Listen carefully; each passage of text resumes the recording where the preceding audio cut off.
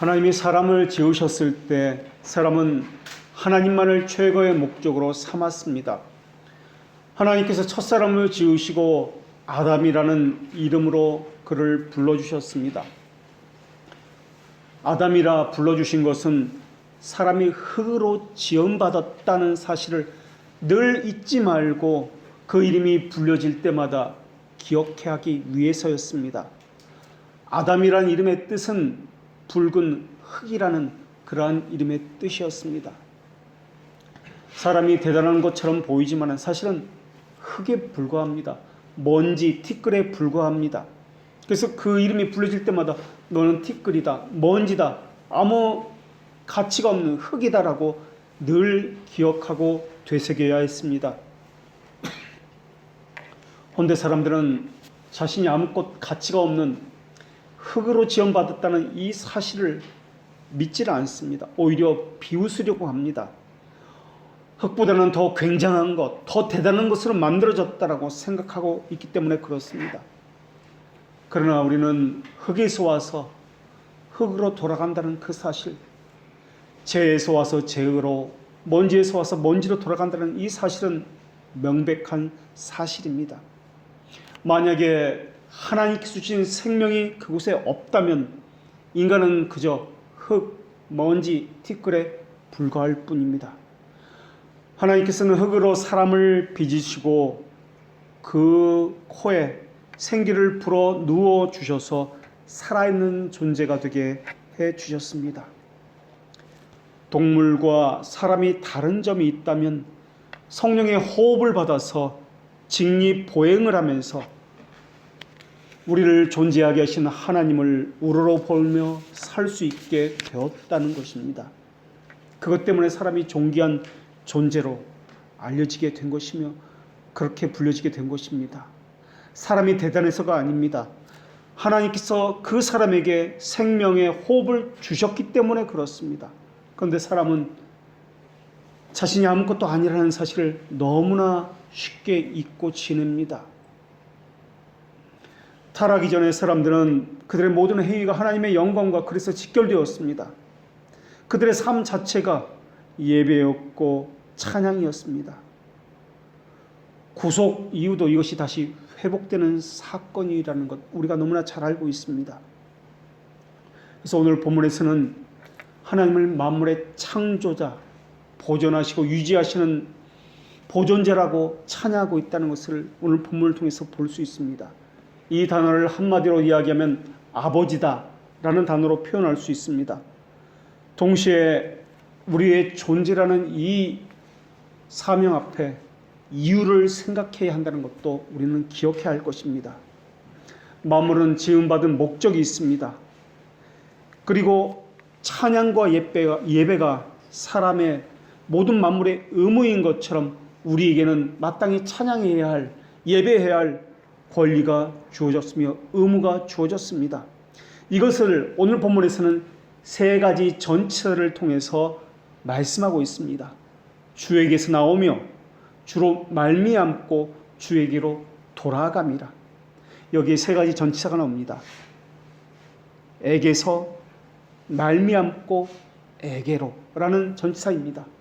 이 전치사에 사용된 순서를 보면 주에게서 나왔다, 그 다음에 주로 말미암는다, 또 주에게로 돌아간다 라는 이 순서를 가지고 있습니다. 만물은 효과적인 원인으로서 하나님께서 나오고 섭리적인 원인으로서 하나님으로 말미암고 최종적인 원인으로서 하나님에게 돌아간다라고 말씀하고 있습니다. 만물은 또한 다른 동기 없이 하나님에게서 나옵니다. 만물은 다른 도움 없이 하나님으로 말미암습니다. 만물은 또한 다른 목적지가 없이 오직 하나님께로 돌아갑니다. 그래서 궁극적이고 최종적인 목적, 제1원인자를 하나님이다 라고 우리는 고백하고 있습니다. 그것은 첫 번째 창조에서든 두 번째 창조인 중생에서든 모든 것이 하나님에게서 하나님에게로 라는 것입니다. 하나님은 이 백성은 나를 위하여 지었나니 나를 찬송하게 하려 함이라고 말씀해 주셨습니다. 그래서 하나님은 우리에게 너는 너희가 사는 날 동안 다른 남자를 따르지 말라라고 또한 말씀해 주셨습니다. 하나님의 영광이 더 이상 바랄 수 없는 궁극적이고 최종적이고 완전한 목적이 될 때 다른 목적은 이 궁극적인 목적을 돕는 방편이 된다라는 것입니다. 이것을 우리는 최종적인 목적 또는 궁극적인 목적과 종속적 목적 또는 과정적인 목적으로 배워왔습니다. 종속적 목적이라는 것은 수많은 방법과 수단들이 있다라는 것입니다. 그리고 이 수많은 방법과 수단들은 단 유일한 하나의 목적, 궁극적이고 최종적인 목적에 기여하는 수단이다라는 것입니다. 우리가 배가 아프면은 약을 사러 약국에 갑니다. 궁극적인 목적은 약국에 가는 것이 아니라 배가 아픈 것을 병을 낫는 것, 건강한 몸을 되찾는 것이 궁극적 목적입니다. 이것이 최종적인 목적입니다. 그러나 약국에 가는 방법과 수단은 많습니다. 버스를 탄다든지 약국에 가기 위해서 은행에서 돈을 찾는다든지 하는 많은 것들, 이것을 종속적 목적이다, 과정적 목적이다 라고 합니다. 이 모든 것들이 합쳐서 궁극적인 목적, 유일한 목적인 이것을 향해 존재하는 것입니다. 사람의 존재 이유가 무엇입니까? 하나님의 영광입니다. 하나님을 예배하기 위해서입니다. 그래서 먹든지 마시든지 하나님의 영광을 위해서 하라라고 말씀하고 있습니다. 먹는 것과 마시는 것은 일상적인 행위입니다. 무심코 행하는 당연한 일입니다. 그것에서조차 하나님의 영광을 의식하면서 행하라라는 것이 먹든지 마시든지라는 말씀입니다. 타락 이후에 그리고 노아의 홍수가 있기 이전의 사람들은 죄를 짓는 목록 가운데 하나가 먹고 마시는 것이었습니다. 그들은 왜 먹고 마시는지에 대해서 이유를 가지지 않았습니다. 그저 좋으니까 먹고 마셨습니다. 짐승들도 먹고 마셨습니다. 먹는 것 자체를 목적으로 삼았던 사람이 바로 그러한 사람들이었습니다. 그것이 바로 홍수 심판을 받았던 사람들의 죄악이었습니다. 마치 뱀이 저주를 받아서 흙을 먹었던 것처럼 말입니다. 그들은 결혼도 하나님을 안중에 두지 않았습니다. 먹는 것이나 결혼 자체가 잘못된 것은 아니지만은 그저 먹는 것 때문에 결혼 자체를 목적으로 삼는 것, 이것이 엄청난 죄라는 것을 노아의 심판, 그 방주의 심판을 받았던 그 당시의 사람들의 모습을 통해서 우리가 볼 수 있다라는 것입니다. 일상을 하는 것도 마찬가지입니다. 그것을 왜 하느냐고 묻고 있습니다. 궁극적인 목적인 하나님의 영광을 위해서 이것이 아니라면 모든 것이 죄다라는 것입니다. 또 종속적 목적과 궁극적 목적이 바뀐다면 이거 역시 하나님을 도구로 사용하는 태도이기 때문에 이것이 죄다라는 것입니다. 종속적 목적과 궁극적 목적이 바뀐 것이 바로 기복신앙입니다.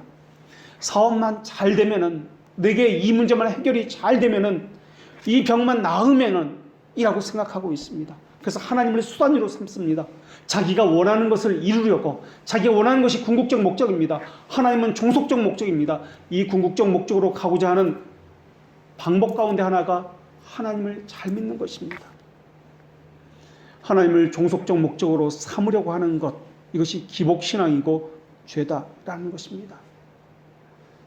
자신이 원하는 그 궁극적 목적을 이루기 위해서는 어떻게 해야 합니까? 하나님께 잘 보여야만 합니다. 예배에 잘 참석하고 부정타지 않게 위해서 수많은 열심을 가지고 하나님을 대합니다. 열렬히 기도합니다. 이것을 겉으로 볼 때는 믿음이 좋은 사람인 것처럼 보입니다. 그러나 실상은 그렇지 않습니다. 하나님을 이용하고 있는 중입니다.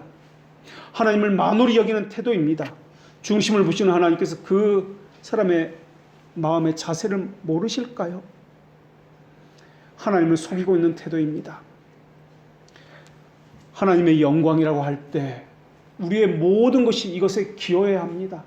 먹고 마시는 것은 물론이고 일을 하는 것이나 공부하는 것이나 모든 것이 종속적 목적으로 하나님의 영광만을 위해서 기여해야 합니다. 우리의 존재 이유가 그렇기 때문에 그렇습니다.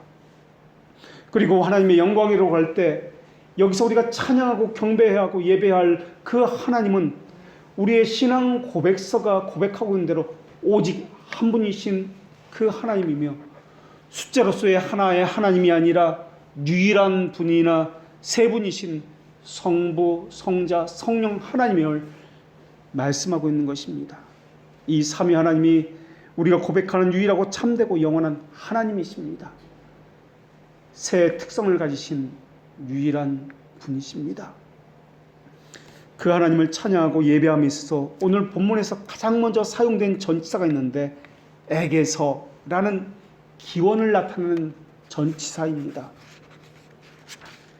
기원은 어디로부터냐, 동기가 무엇이냐, 이유가 무엇이냐와 같은 그러한 것을 묻는 데 사용되는 전치사입니다.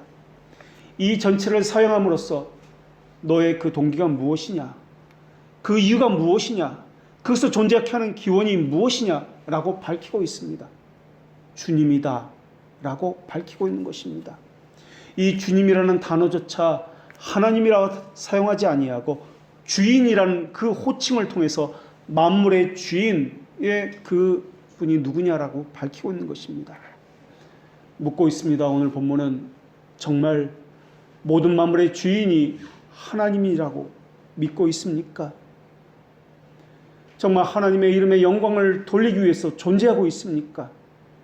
마땅히 드려야 할 합당한 찬송과 가치를 그분에게만 돌려드리고 있습니까? 하나님을 가볍게 또는 소홀히 대해서는 안 된다는 말입니다. 하나님의 거룩한 이름이 주는 무게에 대해서 우리는 어떻게 반응하고 있습니까? 두려워하고 있습니까? 경외하고 있습니까? 그분이 주는 그 이름에 대한 가치에 대해서 우리는 어떻게 하고 있습니까? 그분의 이름 앞에 이 땅의 모든 것이 무릎을 꿇고 엎드려야만 한다고 생각하십니까? 아니면 그분의 거룩한 이름이 이 땅에 존재하는 권력 있는 자에게나 아니면 왕이나 물질이나 이런 것에게 무릎을 꿇어야 한다고 생각하고 있습니까? 중심을 보는 하나님이십니다. 무의식 중에 감추어진 우리의 의도가 무엇인지 하나님은 너무나 잘 알고 있습니다. 내 편함을 위해서 그렇게 하고 있는 것입니까? 내 욕망, 내가 이루고자 하는 그것을 위해서 그렇게 하고 있는 것입니까? 하나님은 우리 양심에게 묻고 있습니다. 오랜 이 땅에서 나그네와 청지기로 부름받은 사람입니다. 내 것이 있다고요? 내 것은 없습니다. 대신 하나님의 것을 맡아서 복원하고 있을 뿐입니다. 우리는 나그네이기 때문에, 청지기이기 때문에 언제든지 하나님의 우리의 이름을 부르시면은 다 버리고 떠나가야만 하는 사람입니다. 신자라는 이름은 내 것을 움켜쥔 사람이 아니다라는 말입니다. 신자는 이 땅에 소망을 둔 사람이 아니라 하늘에 소망을 둔 사람이며 이것을 종말론적인 신앙이다 그렇게 이야기하며 우리는 내 것이 아니라 그리스도의 것이다 라고 이야기했기 때문에 그리스도인이다 라고 고백하고 있는 사람입니다. 그리스도에게 속했다, 그리스도의 종이다 라고 불려지는 사람입니다. 내 것은 하나도 없습니다. 하나님의 것입니다. 근데 우리는 움켜쥐려고 하고 있습니다. 마치 내 것인 것처럼 그렇게 담을 쌓고 벽을 쌓고 있습니다. 하나님께서 주신 생명, 존재, 물질, 시간, 이 모든 것들은 하나님을 위해서 존재하는 것입니다. 우리의 생명이 소중하다고요? 왜 소중합니까? 하나님 것이기 때문에 소중합니다. 교회가 소중합니까? 왜 소중합니까? 건물 때문이 아니라 하나님의 것이기 때문에 소중합니다. 하나님의 것이기 때문에 거룩이라는 단어를 사용할 수 있는 겁니다. 하나님의 것이라는 이 거룩을, 구별됨을 제거해버린다면 그것은 아무런 가치가 없습니다. 사람 역시 마찬가지입니다. 아무 가치가 없는 흙에 불과할 뿐입니다. 하나님의 형상이기 때문에 소중하고 하나님의 소유이기 때문에 가치가 있다고 여기는 것입니다. 만약에 우리가 하나님의 심판대 앞에 섰는데 우리 자신이 하나님의 소유가 아니라고 판명이 된다면 그때는 어떻게 해야 하는 것입니까? 교회라는 이름은 하나님의 것이기 때문에 소중합니다. 예수 그리스도의 머리이기 때문에 교회가 소중한 것입니다. 그래서 우리라는 이름으로 불려지는 것이며 모두가 한 주를 섬기고 있습니다. 믿음의 내용이 같으며 하나님을 생각하는 것을 같기 때문에 소중하다라고 불려지는 것입니다. 정말 그렇습니까? 우리는 같은 하나님을 믿고 있습니까? 같은 신앙 고백을 하고 있습니까? 또 우리가 믿는 교리는 혀의 교리가 아니라 삶의 교리입니까? 일을 하고 물건을 사고 팔고 하는 일도 마찬가지입니다. 그 자체로는 아무런 가치가 없습니다. 전혀 중요하지 않습니다. 그 일을 하는 이유가 무엇이냐? 이것 때문에 그 일이 중요한 것입니다. 바로 궁극적 목적인 하나님의 영광, 이것 때문에 그 종속적인 목적인 일을 하는 것, 공부하는 것, 먹는 것, 마시는 것, 누구를 만나는 것, 이러한 것이 다 중요하다라는 것입니다. 이러한 모든 것들은 종속적인 목적으로서 궁극적인 목적인 하나님의 영광에 기여하기 때문에 그렇습니다. 만물의 근원이 하나님이라는 이 말씀은 우리의 삶이 어떠해야 되는지 보여주는 말씀입니다. 우리 존재가 어디로부터이며 우리가 무엇을 위해 살아야 하는지도 보여주는 그런 단어입니다. 우리의 구원은 어디로부터 시작되었습니까? 어떻게 이루어지는지도 말씀하고 있는 그 말씀이 이 본문의 단어입니다. 자신의 소유가 아니라 하나님의 것이라고 고백하는 동안에 은밀하게 하나님께 대적하며 자신의 소유권을 주장하고 있는 것이 있다면 우리는 육적인 이 이기심을 주의 깊게 경계하고 하나님의 말씀을 통해서 우리의 양심을 살펴 이것을 제거해 나가야 할 것입니다. 왜 우리가 찬양해야 하는 것입니까? 왜 우리가 감사해야 하는 것입니까? 우리의 먹고 마심이 어디로부터 비롯되었습니까?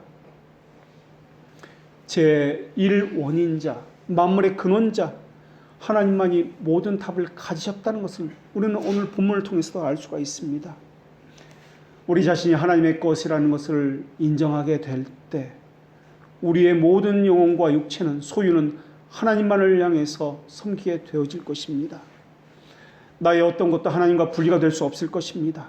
마음의 생각이나 감정의 일부나 입의 말이나 시간 중 단 1초라도 모두가 하나님의 것이라고 고백하게 될 것입니다. 하나님의 것이라는 이 감각은 하나님의 백성이라면 누구다 가지고 있는 감각입니다.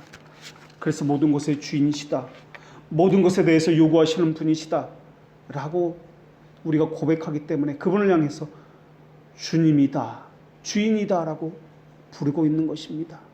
근데 혀로는 주여 주여 부르면서도 하나님과 자기 사이를 구분하면서 내 것은 아까워하고 내 것은 한계를 긋고 내 것이라고 주장하고 있지는 않는지 지속적으로 헤아려 보아야 할 것입니다.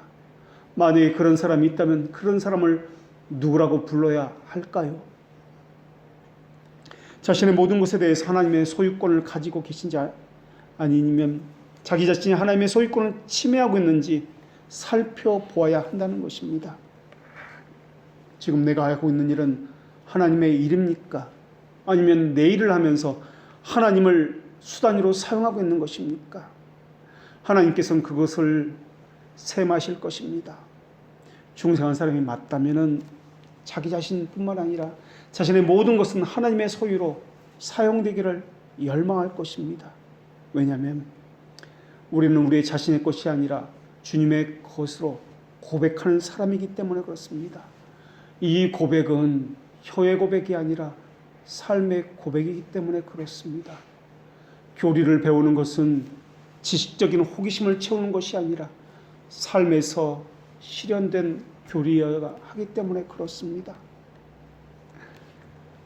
만약 내 것이라고 이야기한다는 것은 그것에 애정을 가졌다라는 말일 것입니다. 부활하신 예수님을 만났던 도마는 나의 주 나의 하나님이라고 고백을 했습니다. 이 고백은 틀림없이 성령께서 주시는 고백일 것입니다. 주인이라는 고백, 나의 모든 것이 주님의 것입니다. 주님께서 어떻게 쓰셔든 나는 기쁘고 행복합니다. 나는 어떻게 되든 좋습니다. 이것이 구속받은 사람들의 고백 아닐까요? 구속받은 사람의 삶 아닐까요? 더군다나 중생을 통해서 하나님의 소유에 되었다면 하나님의 사랑은 더더욱 우리에게 명령하실 것입니다. 그리고 하나님의 특별한 소유라는 인식을 가진 사람은 그 명령에 기뻐하게 될 것입니다. 모든 위협, 그 중에서도 하나님을 신뢰할 것입니다. 지나친 두려움과 근심은, 염려는 다 벗어던지고 천하의 만물의 주인이신 그분만을 의지하게 될 것입니다. 하나님은 자신의 소유에 대해서 무관심한 분이 아닙니다. 그렇기 때문에 먹이시고 입히시는 분이십니다. 우리의 염려를 아시고 우리를 보호하시는 분이십니다. 하나님은 교회를 보호하시되 하나님의 자녀를 보호하시고 인도하십니다. 우리가 유치원 발표회만 가도 우리의 눈은 우리 자녀에게만 눈이 가 있습니다. 마찬가지로 하나님은 하나님의 자녀에게 너무나 지대한 관심을 가지고 계십니다. 자신의 것이기 때문에 자녀들이 자기 스스로에게 관심을 가진 것보다 하나님은 그 자녀에게 더 많은 관심을 가지고 계시다는 사실입니다.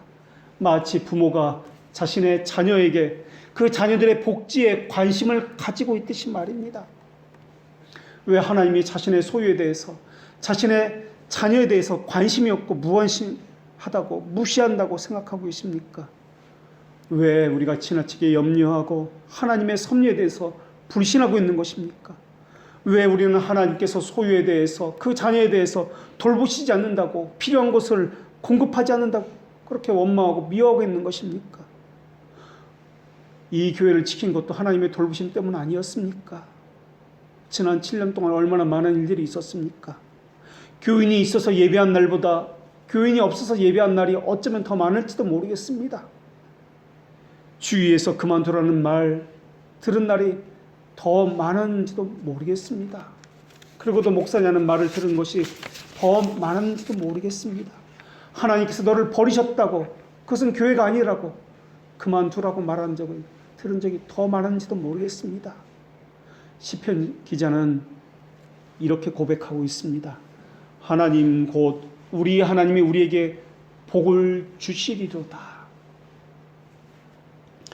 우리는 우리의 존재 이유가 하나님의 영광을 최고의 목적으로 삼기 때문에 존재합니다.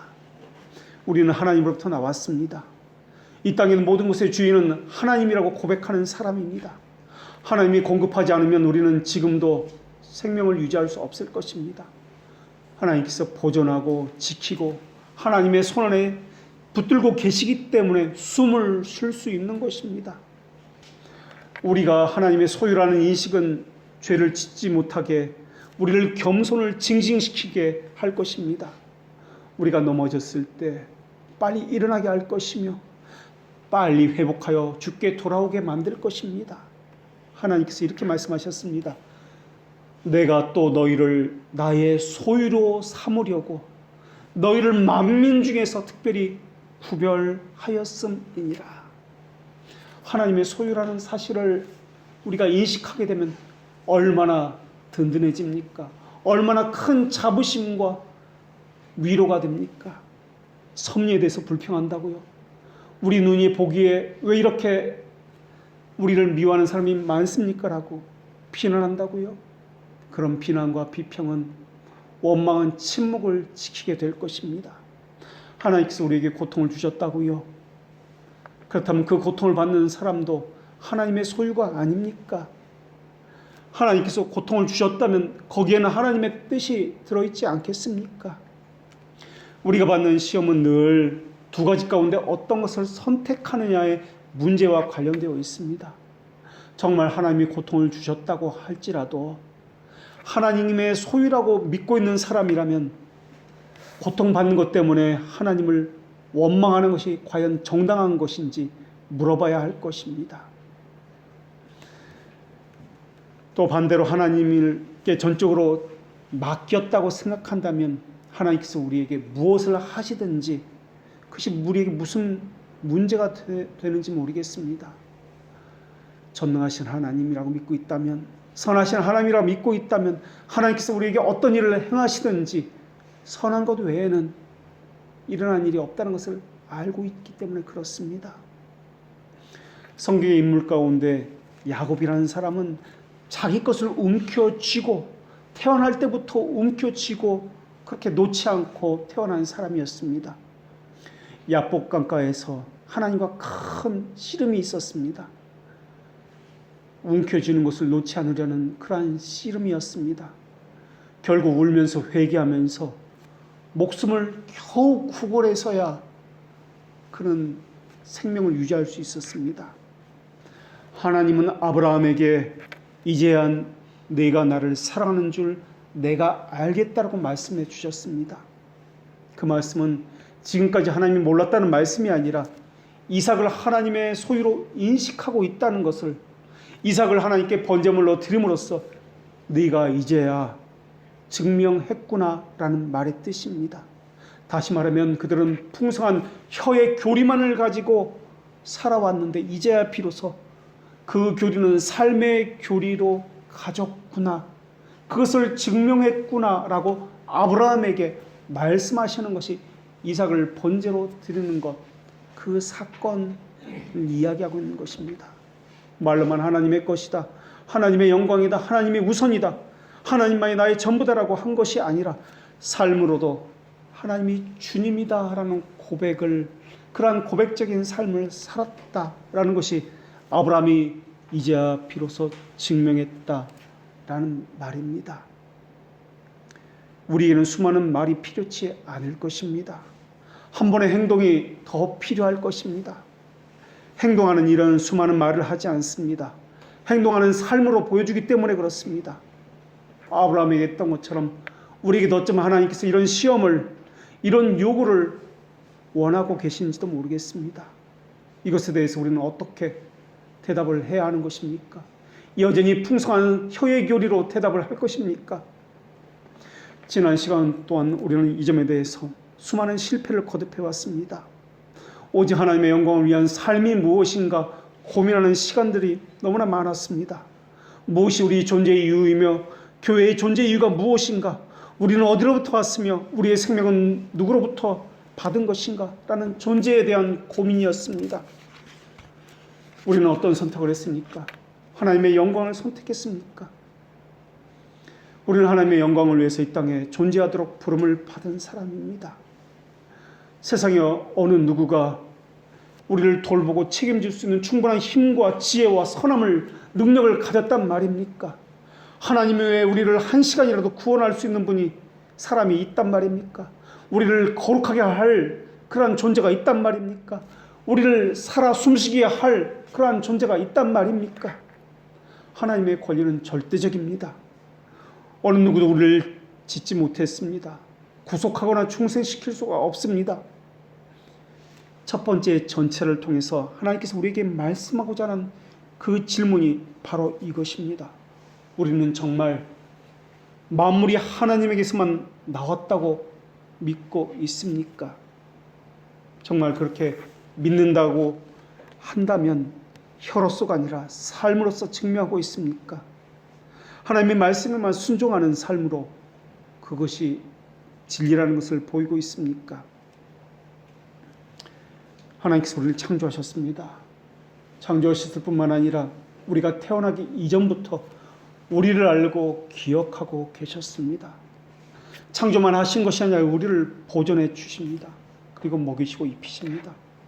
하나님에게만 의존하는 피조물이 하나님의 영광을 위해서 존재한다는 것, 그것 외에 다른 목적을 가지고 있다면 이것은 죄다라는 것입니다. 주에게서 주에게로 모든 만물의 시작은 주님이십니다. 모든 만물의 종착지도 주님이십니다. 그래서 이것을 알파와 오메게다라고 이야기합니다. 창조자시며 완성자라고 그렇게 고백하고 있습니다. 이것이 어긋나면은 모든 자연의 질서가 깨어지고 어긋나게 될 것입니다. 하늘이 하나님의 영광을 선포하고 궁창이 그 손으로 하신 일들을 나타내는도다. 자연도 하나님의 영광을 선포합니다. 모든 만물의 영적인 사람은 하나님으로부터 부여받은 형상을 가지고 있습니다. 그렇다면 자연이 그러하다면 사람은 어떻게 하는 것입니까? 두 번째로 전치사를 말미암고라는 전치사입니다. 이 주님이라는 소유격과 이 전치사가 사용되면 그 수단이 무엇이냐, 방편이 무엇이냐, 매개하는 그 중재하는 그것이 무엇이냐라고 할 때 쓰여지는 단어가 이 말미암는다라는 이 전치사입니다. 그 매개체를 이야기할 때, 수단을 이야기할 때 쓰는 전치사입니다. 왜 그렇게 행동하는가? 왜 그렇게 존재하는가? 왜 그러한 상태가 됐는가? 무엇 때문에라는 전치사입니다. 이거 역시 하나님의 영광이라는 이것과 귀결된다는 거 말씀드리고 싶습니다. 이 전체는 수단과 관련됩니다. 정확한 목적을 가기 위한 분명한 수단도 필요할 것입니다. 마치 힘껏 당겨지는 화살이 관역을 향해서 날아가는 것처럼 말입니다. 하나님께서 사람을 지으셨을 때는 잘 조율된 악기와 같았습니다. 존재하는 모든 필조물들이 어울렸습니다. 조화를 이루었습니다. 각자 자기의 자리에 있었지만 하나의 화음을 이루어서 하나님을 함께 찬양했습니다. 자기 소리를 내었지만 그것이 튀지도 않았으며 불협화음을 내지도 않았습니다. 화음을 망가뜨리지도 않았습니다. 각기 자리에서 소리를 내었지만 아름다운 소리로 어울려졌고 귀를 즐겁게 했고 만물의 영광과 기쁨이 함께 모두가 만족했고 그것을 즐거워했습니다. 하나님께서 세우신 지정된 위치에 있었고 자리에 있었는데 말입니다. 그리고 그 자리에서 성실하게 하나님의 영광의 목적을 위해서 수행했기 때문에 그렇습니다. 그것을 고통이라 느끼지 않았습니다. 오히려 그 일을 즐거움이라 여겼습니다. 그것이 오늘날 우리에게도 마찬가지입니다. 각기 자리에서 주어진 은사에 따라서 유기적으로 하나님의 교회를 위해서, 하나님의 나라를 위해서, 하나님의 영광을 위해서 그렇게 섬기도록 그렇게 만드셨습니다. 그래서 자기 자리에 있지만은 그것이 다 어울려져서 조화를 이루고 하나님의 영광을 위해서 사용되어지는 것입니다. 타락 이후에는 그것이 깨어졌습니다. 각자 자기 소리를 내고 또한 각자 자리에 있는 것도 깨어졌습니다. 연주를 하면서 어떤 소리는 너무 크게 내기 시작했습니다. 또 어떤 소리를 내야 하는데 아예 내지 않기 시작했습니다. 어우러짐이 사라졌고 불협화음이 나기 시작했습니다. 깨어졌으니 시끄럽고 고통스러운 소리가 나기 시작합니다. 존재하신 이유를 잃어버리고 모두가 자기 영광을 위해서 살기 시작했습니다. 하나님 앞에 자기가 누구인지 하나님 앞에 서 있다는 생각조차 하지 못하게 되었습니다. 무엇을 하든지 자기가 먼저였습니다. 하나님은 안중에도 없습니다. 마치 노아의 방수 이전처럼 먹고 마시는 것을 목적으로 삼은 것처럼, 결혼 자체를 목적으로 삼은 것처럼, 돈을 버는 것 자체를, 일을 하는 것 자체를 목적으로 삼은 것처럼 하나님의 영광이라는 목적은 다 잃어버렸습니다. 사람이 하나님의 형상으로 지음받았다고 할 때 이 형상은 지성, 도덕성, 영적 성품, 의지와 같은 것에서 하나님을 닮았다는 말입니다. 그래서 소요리문답 신문에서는 이것을 하나님의 형상을 지식, 의로움, 거룩함 이 세 가지 것이 하나님의 형상이다 라고 고백하고 있습니다. 하나님이 창조되었을 때, 하나님이 아담을 창조하셨을 때 아담은 하나님과 인간과 세상에 대해서 바르게 아는 온전한 지식을 가지고 있었습니다. 아담은 하나님에 대해서 창조주라는 것을 바르게 알고 있었습니다. 그리고 자신이 어떤 존재라는 것을, 흙이다라는 것을 너무나 잘 알고 있었습니다. 그리고 모든 만물을 하나님을 향해서 존재한다는 것을 또한 잘 알고 있었습니다. 그리고 아담은 각자 짐승들에게 적절한 이름을 주어줄 수 있을 만큼 지식과 통찰력을 가졌습니다. 이 지식과 통찰력도 하나님께서 주신 지식과 통찰력이었습니다. 그러나 타락 이후에 이 지식은 어두움을 사랑하게 됐고 무지를 사랑하게 되었습니다. 왜곡과 거짓을 바른 것이라 여기게 되었고 다른 복음을 참된 복음이라 여기게 되었습니다. 속이고 속였습니다. 진리가 있는 것을 진리라 믿게 되었습니다. 그리고 의로움에서도 타락 이후에는 공정함을 상실했습니다. 하나님께서 미워하시는 것이 있었는데 공정한 저울추를 옮기는 것을 하나님께서는 싫어하시고 미워하신다 하였습니다. 그런데 사람은 이 저울추를 이것을 옮겨서 공평하지 않게 공정함을 상실했습니다. 의로움이라는 것은 이웃과의 관계에서 편협하지 아니한 것, 저울추를 바르게 하는 것, 모두가 보기에도 합당한 것을 의로움이다 라고 이야기합니다. 이것을 하나님께서는 우리에게 주셨다라는 것입니다. 의로움이라는 것은 소수라고 소외됨이 없는 것을 의미합니다. 다수가 원한다고 편협하게 그것으로 기울어지지 않는 것을 의미합니다. 다수가 원한다고 소수는 멸시하는 것, 무시하고 억압하는 것, 이것은 의로움이 아닙니다. 모두에게 공정함을 갖는 것, 권력 있는 자나 권력 있지 않는 자나 가진 자나 배우지 못한 자나 모두에게 공정함을 가지고 행하는 것, 이것이 의로움입니다. 하나님께서 그것을 우리에게 주셨습니다. 힘의 논리에 의해서 누구는 봐주고 누구는 그렇지 아니하고, 이것은 의로움이 아닙니다. 그리고 거룩함은 두 가지를 또한 이야기합니다. 하나는 세상과 구별된 차별성을 이야기하고, 또 하나는 하나님의 말씀대로 행하는 것을 의미합니다. 이렇게 하나님은 하나님의 형상대로 하나님을 아는 지식을 주셨고 의로움을 주셨고 거룩함을 주셨습니다. 그래서 이것을 가지고, 하나님을 아는 지식과 의로움과 거룩함을 가지고 이 땅에서 살아갔던 것입니다. 그러나 이것이 깨어졌습니다. 그러나 구속받은 백성은 이것을 회복하여 하나님을 아는 바른 지식과 자기라는 바른 지식을 가지게 되었습니다.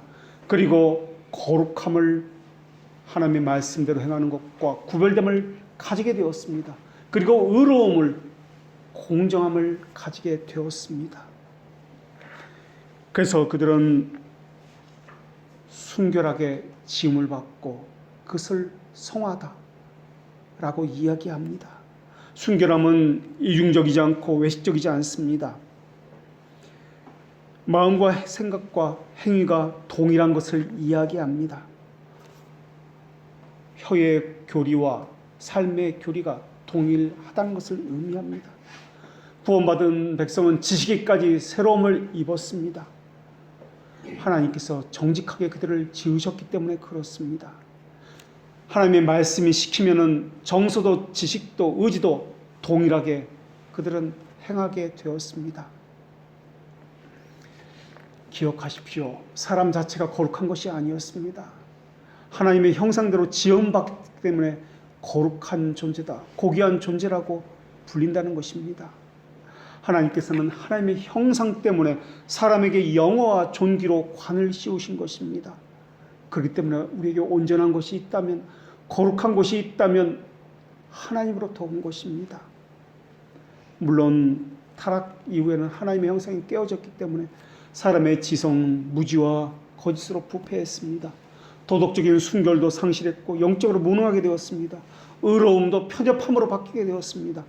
그럴지라도 하나님은 그런 사람을 향해서 여전히 하나님을 닮은 피조물이다 라고 말씀해 주시고 계신다는 겁니다. 거룩함과 순전함은 깨졌지만 타락 이후에도 인간은 하나님의 형상에 담지하다 라고 하나님께서는 보아주신다라는 것입니다. 그 증거가 하나님께서 노아와 맺은 언약에서도 보여집니다. 다른 사람의 피를 흘리면 그 사람의 피도 흘릴 것이니 이는 하나님이 자기 형상대로 사람을 지으셨습니다 라고 노아에게 말씀해 주셨기 때문에 그렇습니다. 이 말씀을 하셨을 때는 이미 타락한 인류가 있었을 때였습니다. 그런데도 불구하고 하나님은 여전히 인간을 하나님의 형상대로 지음받은 고귀한 피조물이다 라고 여기고 계신다라는 것입니다.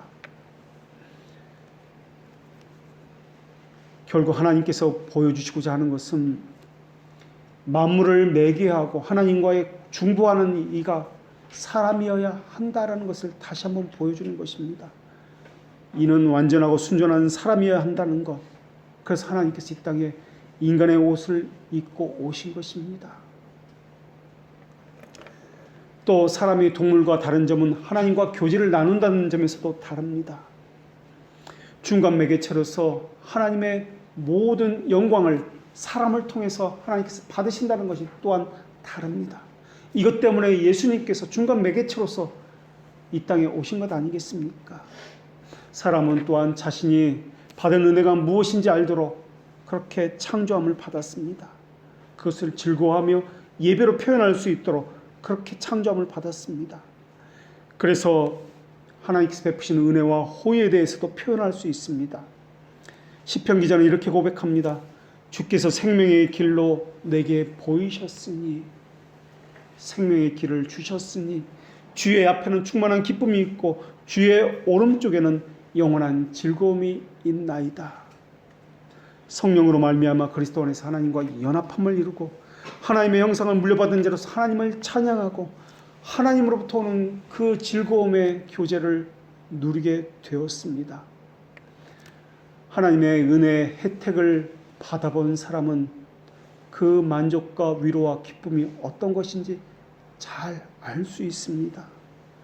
하나님 한 분만으로 만족한다는 것이 어떤 것인지, 하나님 한 분만으로 위로받는다는 것이 어떤 것인지, 하나님 한 분만으로 기뻐할 수 있다는 것이 어떤 것인지 은혜를 받은 사람은 잘 알 수 있습니다. 그러나 이 위로와 즐거움은 하나님을 영화롭게 하는 것보다 먼저 오지를 않습니다. 하나님의 영광이 먼저 있고 그 다음에 오는 것이 하나님을 즐거워하는 것이기 때문에 그렇습니다. 하나님의 의무를 수행하는 것이 곧 하나님을 즐거워하는 것이기 때문에 그렇습니다. 그래서 이것은 수단과 목적처럼 밀접한 관계를 가지고 있습니다. 이 땅에서 하나님을 영화롭게 하지 않는 사람이 천국에서는 하나님을 영화롭게 할 수 있다고요? 절대 그렇지 않습니다. 이 땅에서 하나님을 영화롭게 하지 않는 사람은 천국에서도 하나님을 영화롭게 할 수 없습니다. 하나 없이 다른 하나를 누릴 수 없기 때문에 그렇습니다. 교회는 하늘나라의 모형이며 매개체입니다. 이 땅에 살면서 하나님의 이름과 영광을 소중히 여기지 않는 사람이 어떻게 천국에 갈 수 있다고 보십니까? 어떻게 천국에서 하나님의 이름의 영광을 소중히 여길 수 있다고 보십니까? 이 두 번째 전치사는 우리에게 이와 같은 질문을 하고 있습니다. 여러분은 정말 하나님의 이름을 소중히 여기고 있습니까? 그것이 혀의 교리가 아니라 정말 삶의 교리입니까? 우리가 살필 세 번째 전치사는 에게로입니다. 주에게서 주로 말미암고 주에게로, 이 세 번째 주의 에게로란 전치사입니다. 이 전치사는 목적과 목표가 분명하다는 것을 이야기합니다. 방향성이 있습니다.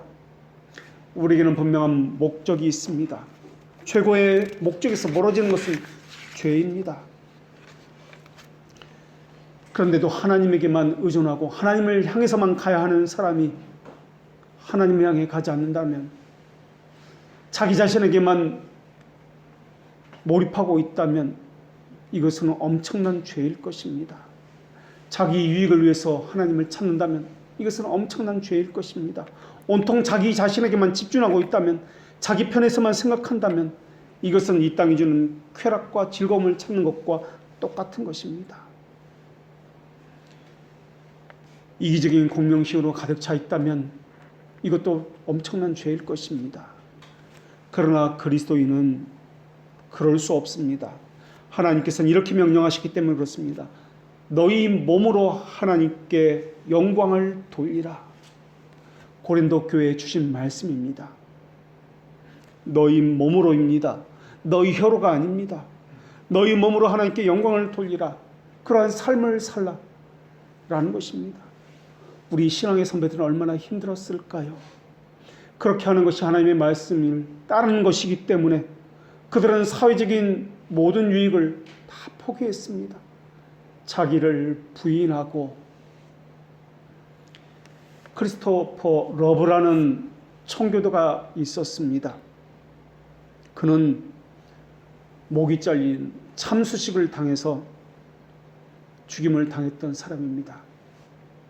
참수식을 당하기 전날 그의 아내에게 편지를 보낸 것이 지금까지 우리에게 남겨져서 한국말로도 번역되어서 전해지고 있습니다. 그 목사님은 겨우 32살에 죽임을 당했습니다. 그 편지의 한 부분을 읽어드리겠습니다. 나는 이제 감옥에서 한 궁전으로 떠나려 하오.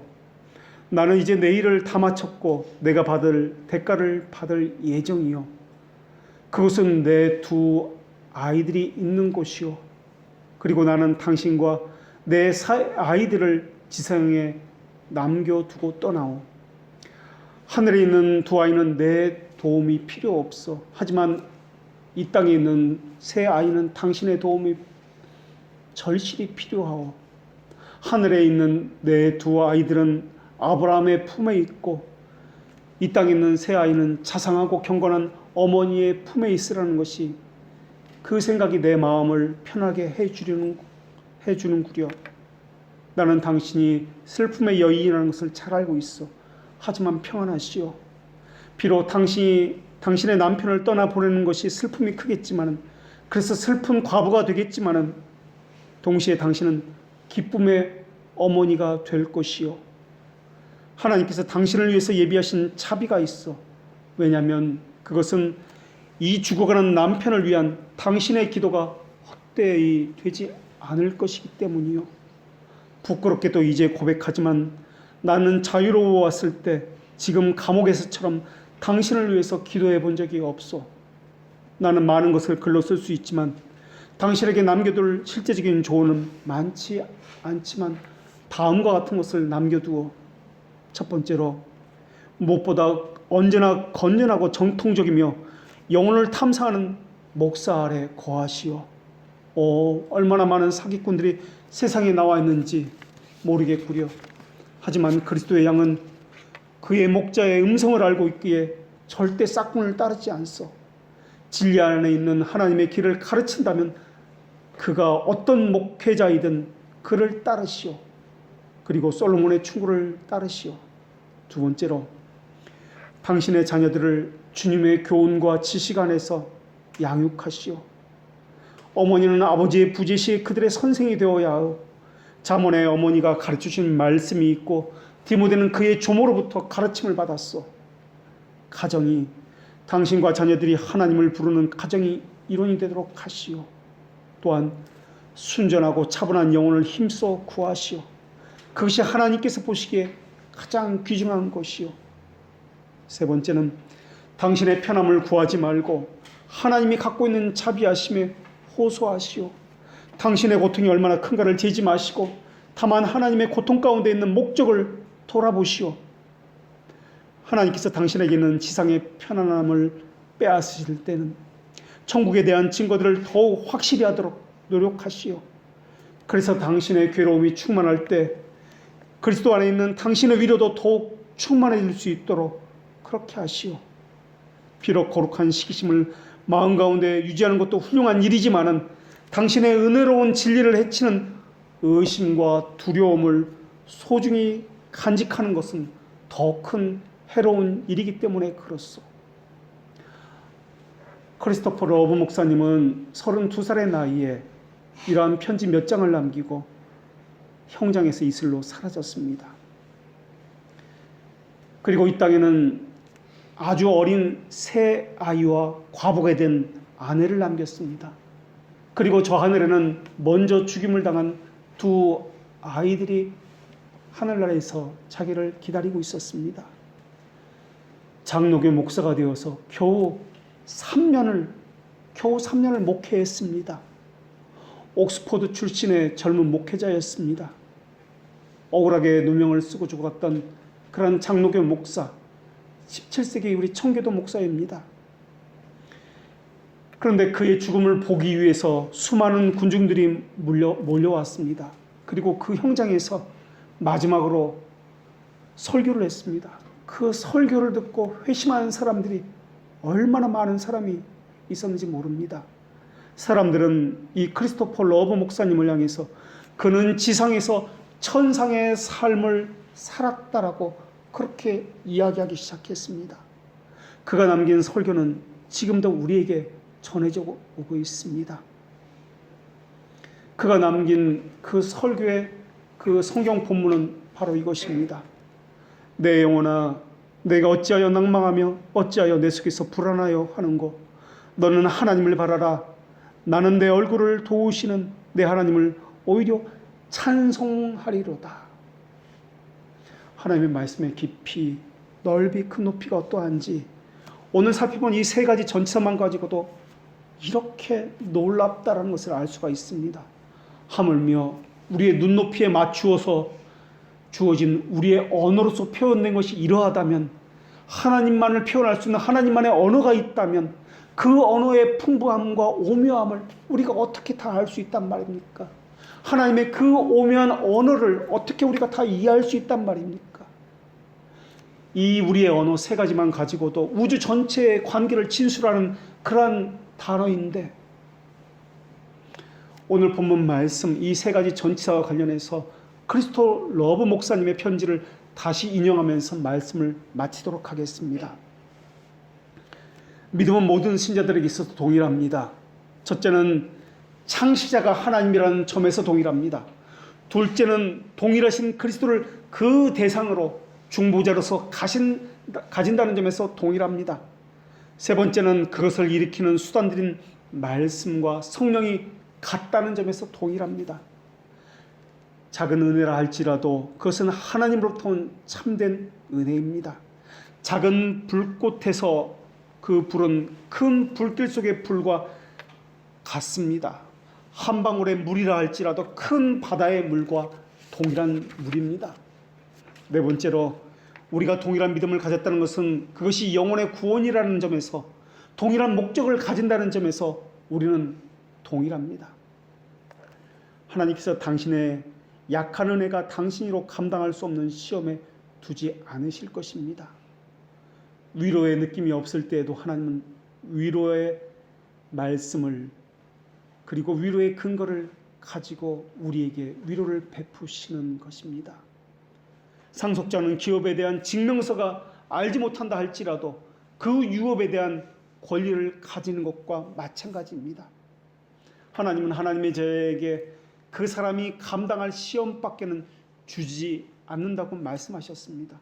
하나님께서는 하나님의 자녀들이 영이 곤비하지 않도록 돌보신다고 약속했기 때문에 그렇습니다.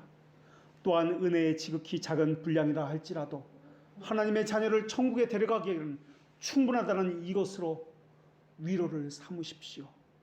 이것을 말씀드리는 것은 하나님의 자녀로 하여금 게으름에 빠지게 하기 위해서가 아니라 혼란한 양심을 하나님의 말씀으로 위로하기 위해서입니다. 알파와 오메가이신 하나님께서 영원전부터 영원 후까지 늘 하나님의 자녀와 함께 하십니다.